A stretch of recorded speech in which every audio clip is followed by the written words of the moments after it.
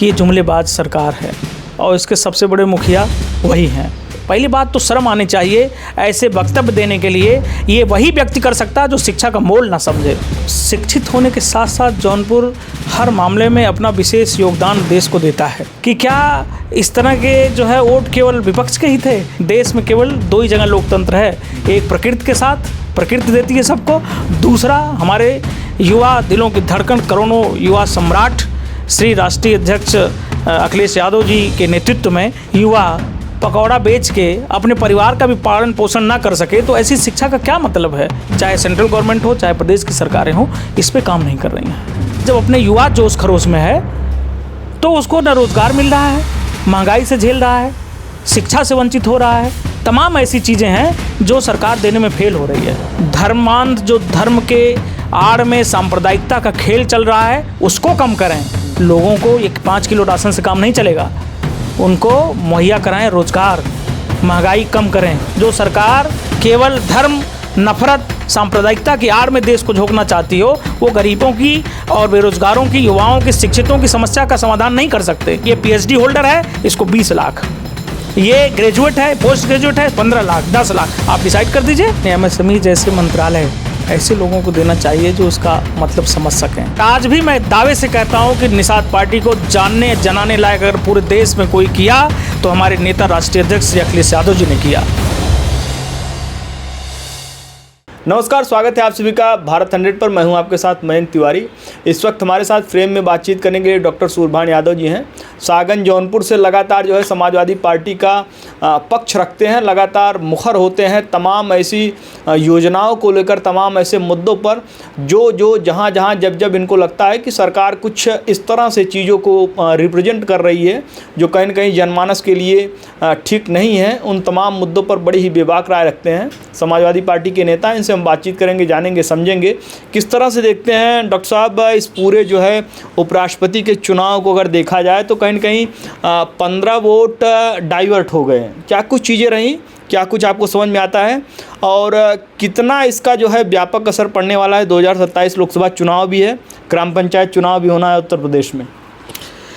देखिए, सबसे पहले तो मैं जो नए उपराष्ट्रपति चुने गए हैं मैं उसके लिए देश को बधाई देता हूं और उन्हें भी बधाई देता हूं, उपराष्ट्रपति बनने की बहुत बहुत शुभकामना। लेकिन मेरी समझ से जहां उप लग जाता है, सब संवैधानिक पोस्ट हैं, लेकिन उपचुनाव तो शासन सत्ता का ही चुनाव होता है और इसमें साफ देखा भी गया कि जितनी संख्या बल थी और उसके हिसाब से भाई ऐसे भी था, वॉकओवर तो देना नहीं था।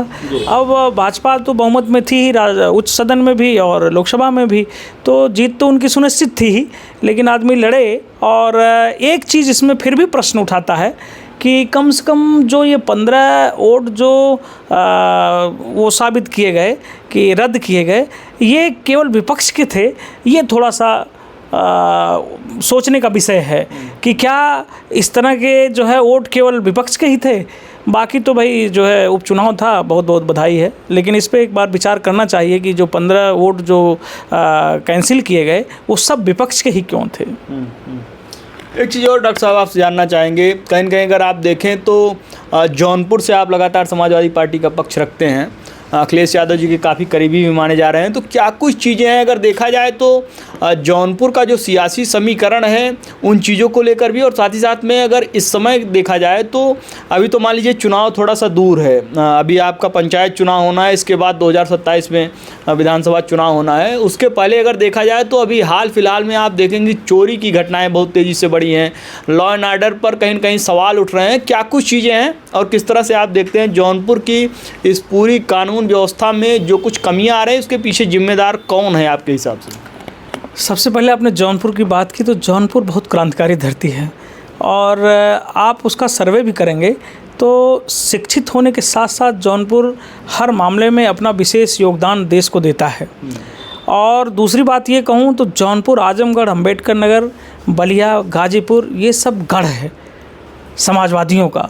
समाजवादियों का मतलब कि समाजवाद का मतलब कि ऐसी परिकल्पना केवल 2 लोगों में है, एक प्रकृति में कि जो हवा, पानी, सारी चीज़ें जितनी हैं वो सबको बराबर रूप से देती है, वैसे समाजवाद की परिकल्पना कर सकते हैं। देश में केवल 2 ही जगह लोकतंत्र है, एक प्रकृति के साथ, प्रकृति देती है सबको।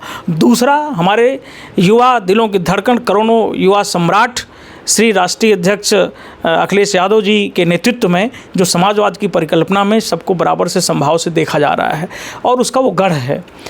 दूसरी बात, आप इस मुद्दे पे आए हैं, ये बड़ा ज्वलंत मुद्दा है। आप देख रहे हैं कि पूरे देश में कई जगह क्रांति, बांग्लादेश में, नेपाल में, आज फ्रांस में हुई है। कहीं न कहीं एक जी का नाम दिया गया है जिसमें एक न्यू जनरेशन है 14 साल से लेकर 28 साल तक। ऐसे युवाओं को शिक्षा से लेके पैसा, अर्थ, रोज़गार सबकी समस्या होती है और सब झेलते हैं। जो इस समय हमारे देश में भी बेरोज़गारी का मुद्दा बहुत तेज़ी से चल रहा है। देखा जाए तो पूरे विश्व में भारत की आबादी इस समय युवाओं की है। सबसे ज़्यादा अगर युवा कहीं हैं तो भारत में हैं और उतने बेरोज़गारी है। इस पे सरकार काम नहीं कर रही है, चाहे सेंट्रल गवर्नमेंट हो चाहे प्रदेश की सरकारें हों, इस पे काम नहीं कर रही हैं। जबकि हम लोग कहते हैं कि जब नया बच्चा होता है ये देश का कर्णधार है। वही कर्णधार आज जब अपने युवा जोश खरोश में है तो उसको न रोज़गार मिल रहा है, महंगाई से झेल रहा है, शिक्षा से वंचित हो रहा है। तमाम ऐसी चीज़ें हैं जो सरकार देने में फेल हो रही है। तो इन सब चीज़ों के पीछे अब युवाओं को अपनी उनकी एक नीड होती है चोरी के लिए। मैं इसमें लॉ एंड ऑर्डर की भी कहता हूँ, सरकार को भी कहता हूँ, कि महंगाई को भी कहता हूँ, बेरोज़गारी को भी कहता हूँ। क्यों? सर्वाइवल ऑफ द फिटेस्ट एक थ्योरी है, मैं इसे बढ़ावा नहीं देता हूँ, लेकिन चोरी की घटना के बढ़ने के पीछे ये एक महत्वपूर्ण कारण है बेरोज़गारी, और जो इससे पूरा देश जूझेगा। अभी तो हम जब बचपन में थे तब ऐसा सुनते थे कि जागते रहो। इस समय हमारे शाहगंज और अगल बगल के गाँव में लोग परेशान हैं चोरों से। तो इसके पीछे सरकार को ठोस कदम उठाना चाहिए। लोगों को ये 5 किलो राशन से काम नहीं चलेगा, उनको मुहैया कराएं रोज़गार, महंगाई कम करें और धर्मांध जो धर्म के आड़ में सांप्रदायिकता का खेल चल रहा है उसको कम करें। तब जाके देश विकास करेगा, तरक्की का मार्ग चुनेगा और देश में शांति खुशहाली। सही माने में प्रशासक सरकारों का रोल यही होता है कि हम अपने देश के लोगों को रोज़गार, महंगाई और शोषण सब चीज़ों से मुक्ति दिलाएं, जिससे एक नए अच्छे भारत की परिकल्पना, विकास की परिकल्पना साबित हो सके। प्रधानमंत्री जी लगातार कहते हैं, बेरोज़गारी की आपने बात की है, तो प्रधानमंत्री जी लगातार कहते हैं कि हमने मतलब युवा जो भी करे, अगर खुद से रोज़गार का सृजन कर ले, पकौड़ा बेच ले, कुछ भी कर ले, तो वो भी अपने आप में रोज़गार के दायरे में ही प्रधानमंत्री जी उसको भी देखते हैं। किस तरह से आप इसे देखते हैं? और कहीं कहीं अगर देखा जाए तो MSME के जरिए तमाम चीज़ों को लगातार जो है बीजेपी सरकार बढ़ावा देती है। क्या कुछ चीज़ें धरातल पर कितना उतरती हैं? देखिए, ये हम नहीं, गूगल बाबा भी कहते हैं, पूरा देश कहता है, अब तो विश्व में भी आवाज़ उठने लगी है कि ये जुमलेबाज सरकार है और इसके सबसे बड़े मुखिया वही हैं कि जो घोषणाएं तो करते रहते हैं, धरातल पे कुछ आता नहीं है। और रही बात, उन्होंने कहा कि भाई युवा पकौड़ा बेचे, चाय बेचा, बेचवा तो दिया उनने, लेकिन कोई PhD किया हुआ बालक युवा पकौड़ा बेच के अपने परिवार का भी पालन पोषण ना कर सके तो ऐसी शिक्षा का क्या मतलब है? शिक्षा का मतलब ये थोड़ी ना, पकौड़ा तो एक आम आदमी बेच सकता है। जो पहले के ज़माने में जो पढ़े लिखे नहीं थे वो अपने हाथ से पकौड़ा बनाते बेचते थे, ये हर आदमी कर सकता है। उस PhD, उस शिक्षा का क्या मतलब है कि वो पकौड़ा बेचे? पहली बात तो शर्म आनी चाहिए ऐसे वक्तव्य देने के लिए। ये वही व्यक्ति कर सकता है जो शिक्षा का मोल ना समझे। PhD किया हुआ व्यक्ति पकौड़ा बना के बेचेगा, लेकिन मरता क्या ना करता, फिर भी लोग चाय बेचने पे मजबूर हुए, लेकिन उससे उनका जीवन यापन नहीं चल पाएगा। इस पे सोचना पड़ेगा और ये कदापि नहीं सोच सकते जो सरकार केवल धर्म, नफरत, सांप्रदायिकता की आड़ में देश को झोंकना चाहती हो, वो गरीबों की और बेरोजगारों की, युवाओं की, शिक्षितों की समस्या का समाधान नहीं कर सकते।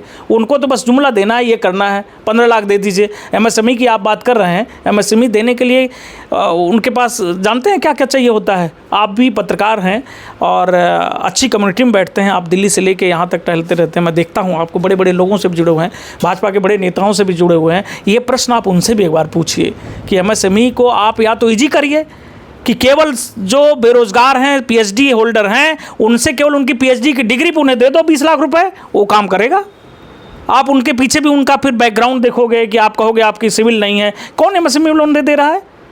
एमएसएमई कहने से एमएसएमई का लोन बेरोजगारों के खाते में नहीं पहुंच रहा है ना। आप उसके लिए उसकी नीति बनाइए कि ठीक है, ये पीएचडी होल्डर है, इसको 20 लाख, ये ग्रेजुएट है, पोस्ट ग्रेजुएट है 15 लाख, 10 लाख, आप डिसाइड कर दीजिए। कह दीजिए कि जो डिग्री केवल दे दो। आज मैं कहता हूँ फिर मैं मानूँ कि आप कुछ कर रहे हैं। अरे आप 15 लाख का वादा किए, नहीं दे रहे हैं, नहीं मांग रही है जनता। 5 किलो के राशन में लाइन लगाए हुए हैं, जो स्वाभिमान लोगों के लिए वो गाली है, लेकिन आप लाइन में खड़ा किए हुए हैं। आप ये कर दीजिए ना, कम से कम वो युवा अपने आप से रोज़गार करेगा, अपना पेट पालेगा, अपने परिवार का भरण पोषण करेगा। बात करने से बात नहीं बनेगी, करना पड़ेगा, धरातल पे आना पड़ेगा। एमएसएमई की बात हुई। एमएसएमई जो कैबिनेट मिनिस्टर हैं, केंद्रीय मंत्री जीतन राम मांझी जी, जब उनको ये जिम्मेदारी दी गई तो उस टाइम पे वो प्रधानमंत्री जी के पास खुद दौड़ के गए कि हमें ये क्या पकड़ा दिए।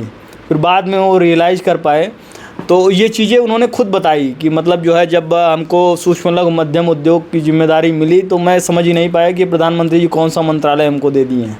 देखिए, अब मैं इस पे कमेंट नहीं करना चाहूँगा, लेकिन एमएसएमई जैसे मंत्रालय ऐसे लोगों को देना चाहिए जो उसका मतलब समझ सकें।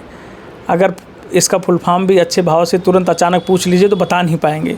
है उस दौर के लोग सोशल इंजीनियरिंग में पारंगत थे, उनको ऐसा मंत्रालय दीजिए जो जा सकें, लोगों के बीच में जा सकें, उसमें उद्धार कर सकें। आप उनको टेक्नोलॉजी वाला किसी को दे देंगे हैं तो कैसे चला पाएगा भाई आदमी? इसका मतलब आप जानबूझ के चाहते हैं कि इससे केवल एक खिलौना बना रहे। ऐसे मंत्रालय ऐसे लोगों को दे दें जो इसका मतलब ही ना जाने, तो जनता तक क्या पहुंचाएंगे? मंत्री तो उस विभाग का जो कैबिनेट मिनिस्टर होता है, वो पूरे देश में उसकी योजनाएं कैसे लागू हों, उस पर क्रियान्वयन कैसे हो, उसके पीछे लगा रहे। और आप खुद कह रहे हैं कि वो खुद भाग के गए, ये है क्या? तो कितना आप कर सकते हैं? इसका मतलब कि केवल जुमलेबाजी है और धरातल पे कुछ नहीं है। सागंज की अगर सर बात की जाए तो कहीं न कहीं तमाम चीज़ों की बात होती है, तमाम बातें निकल कर सामने आती हैं। पूर्व मंत्री रहे वहाँ पर शैलेंद्र यादव ललई, आप कंपटीशन कर रहे हैं और सब सारी चीज़ों में है। अगर देखा जाए तो लगातार वो समाजवादी पार्टी से चुनाव भी जीतते रहे हैं, थोड़ा बहुत मार्जिन रहा, इस बार डिफीट कर गए। क्या कुछ चीज़ें ऐसी हैं कि आपको इतना भरोसा है राष्ट्रीय अध्यक्ष जी पे, अखिलेश यादव जी पे, कि शैलेंद्र यादव को नहीं, ललई को नहीं, आपको टिकट मिल जाएगा? क्या कुछ चीज़ें हैं? कहीं कहीं अगर देखा जाए तो एक पॉलिटिक्स का एक लंबा बैकग्राउंड उनके साथ जुड़ा हुआ है। देखिए, मैं समाजवादी का, अपने राष्ट्रीय अध्यक्ष श्री अखिलेश यादव जी का सच्चा सिपाही हूँ। उन्होंने काम करने के लिए भेजा है, मैं काम कर रहा हूँ। क्या करना है, किसको लड़ाना है, क्या करना है, मेरा कंपटीशन किसी से नहीं है। उन्होंने कहा कि आप सेवा करिए, जनता के बीच में रहिए, मैं वो कार्य कर रहा हूँ। आगे उनकी इच्छा है, क्या किसका बैकग्राउंड है, इससे क्या फ़र्क पड़ना। सेवा सबको करनी है, अवसर जिसको जहाँ मिलेगा वो करेगा। सागंज में आप पीस पार्टी और निषाद पार्टी के गठबंधन पर चुनाव लड़े थे, लगभग 30,000 वोट आपने गेन किए थे। अगर देखा जाए तो आपको एक ऑप्शन के तौर पर दिया जाए कि एक विकल्प है आपके पास, सागंज छोड़ के और कहीं से चुनाव लड़ जाइए, कौन सी सीट जौनपुर में आप सबसे ज़्यादा प्रेफर करेंगे कि ये सीट, इसको हम आसानी से क्लियर करके समाजवादी पार्टी के खाते में डाल देंगे? देखिए, मैं तो शुरू में जब लड़ा उस पार्टी का कोई अस्तित्व ही नहीं था। निषाद पार्टी केवल अस्तित्व में आई थी, डॉक्टर संजय निषाद, और न पार्टी के लोग जानते थे, न कोई पार्टी का बैकग्राउंड था। अगर आज भी मैं दावे से कहता हूं कि निषाद पार्टी को जानने जनाने लायक अगर पूरे देश में कोई किया तो हमारे नेता राष्ट्रीय अध्यक्ष श्री अखिलेश यादव जी ने किया। योगी की सीट पे प्रवीण निषाद को सांसद बनाए 2018 में। ये काम केवल अखिलेश यादव जी ने किया है। माननीय अखिलेश यादव जो युवा दिलों की धड़कन है, जो युवा दिलों के सम्राट हैं, उन्होंने किया, नहीं तो कौन जानता है उन्हें। ये काम केवल उन्होंने किया और उस सीट पे इनको सांसद बना दिया, जो आज जान रहे हैं। उस पार्टी को मैं अहंकार की बात नहीं करता हूँ, हमें हमारी जनता ने बहुत स्नेह दिया। मैं चुनाव लड़ रहा था पहली बार और जनता के बीच में गया था, जो स्नेह जनता का मिला, आज भी मैं सागंज की जनता का हृदय से आभारी हूँ कि उस परिवेश में जिसमें निर्दल कोई वोट नहीं पाया था, उस समय इतना वोट पाया हूं मैं कि निर्दल शायद कोई पाया ही नहीं है। तो मैं सागंज की जनता को दंडवत प्रणाम करता हूं, हृदय से वंदन अभिनंदन करता हूं उनके इस अपार स्नेह के लिए। और निवेदन है कि आगे भी अगर राष्ट्रीय अध्यक्ष जी ने हमको मौका दिया तो सागंज की देवतुल्य जनता वो वहाँ दिखा देगी कि डॉक्टर सूर्यभान को कितने वोटों से भेजे। शायद इतिहास होगा, पूर्वांचल में कोई इतना वोट नहीं पाएगा। इतना मुझे अपनी सागंज की देवतुल्य जनता पे विश्वास है। डॉक्टर साहब, मेरा सवाल सीधा सा है, मैं फिर से वही रिपीट करूँगा। सागंज के अलावा और कौन सी सीट आप प्रेफर करना चाहेंगे? देखिए, मैं केवल सागंज में मेहनत कर रहा हूँ, जौनपुर में चल रहा हूँ, ये हमारे नेता की बात है। हमारे नेताजी कह देंगे कि तुम्हें ब्रह्मा से लड़ना है, यमराज से लड़ना है, तो मैं वहाँ भी ताल ठोक दूंगा। लेकिन अभी जो हमारा कार्य क्षेत्र है वो सागंज है। सागंज से मैं चुनाव लड़ा हूँ। सागंज की देवतुल्य जनता हमको अपने सराखों पर रखती है। मैं फिर आपसे कहूँगा, आप बार बार वही प्रश्न कर रहे हैं, मैं फिर बार बार वही प्रश्न करूँगा। सागंज की देवतुल्य जनता को मेरा दंडवत प्रणाम। तो ये थे हमारे साथ डॉक्टर सूरभान यादव जी, जिनका साफ तौर पर कहना है कि सागंज में जिस तरह से उन्होंने समाज सेवा के लिए काम किया है, समाजवादी पार्टी के लिए जिस तरह से काम किया है, कहीं न कहीं इनके राष्ट्रीय अध्यक्ष अखिलेश यादव जी लगातार इसका मूल्यांकन भी करते हैं और यही वजह है कि लगातार इनकी करीबियाँ भी बढ़ रही हैं। इनको ऐसी उम्मीद है, ऐसी आस है इनकी कि इनको जो है पार्टी 2027 के चुनाव में कुछ बड़ी जिम्मेदारी देगी। उसके लिए ये समाजवादी पार्टी के लिए काम करेंगे। देश दुनिया की तमाम बड़ी खबरों को जुड़ रही हमारे साथ। देखते रहिए भारत 100। धन्यवाद।